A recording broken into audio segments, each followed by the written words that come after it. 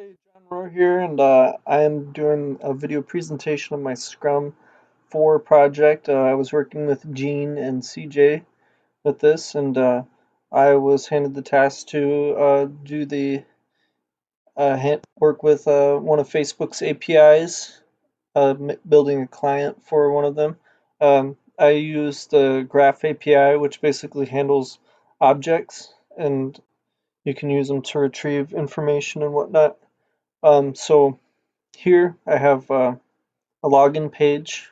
You can put your email or whatever um, and your password, but these actually don't do anything. This is just set up for like if you did a web page and you wanted to log in with Facebook feature, this will work. So this won't work, this login button won't work, but this login with Facebook button will work.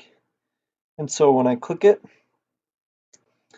it will redirect us to an index page and it'll show my Facebook ID and my first name, my last name, and my email. And so if we go into our project and look at the code, so this is my login page and it requires the config.php file. And then here we are redirecting to the callback page to the PHP file. I will need special permissions because originally when I use this, um, when I hit this, it'll actually take me to a page where it'll ask for permission from me to let this application that I built on Facebook. It's basically a blank application. It doesn't do anything. It's just for the sake of generating this. Um, it'll ask for permission, and one of the things it requires is permission to grant access to your email. Otherwise, I'm pretty sure like this the ID and your first and last name, they don't have to ask for permission if you're going to use the application.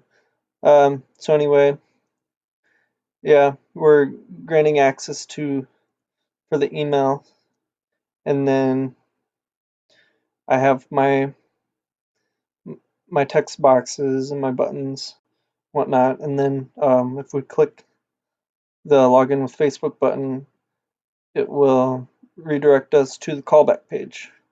So we go to the callback page, and it also requires the config.php file. And then we're trying to get access tokens. And basically, to the best of my knowledge, they store information. You can use them. Um, I don't know exactly how they work, but you need to get access tokens for this to work. Uh, and then error if it catches. Um, and then if there's no access token, uh, it'll still just redirect you to the login.php page. It won't. It won't generate a table though. Then we get the authentication to client, um, and also apparently like access tokens they can change. There's like short-lived access tokens and there's long-lived ones. And if the access token is short-lived, they can like change within so much time. So you want to get a long-lived one. And so here we are getting a long-lived, like more permanent access token. And then in our response, we're going to try to get the me fields, so my ID, my first name, my last name, my email, and my picture. And then we're going to get it as an array. And then yeah, basically we end up going to the index page. And I guess we should go over the config file first. And so we're going into this folder. We're going to autoload.php. This has a bunch of files. I'm pretty sure I don't need all of them, but I got this off one of Facebook's websites. They had these files and whatnot, and this is helping my program run, or my client run. and every app has an ID and a secret, and so on.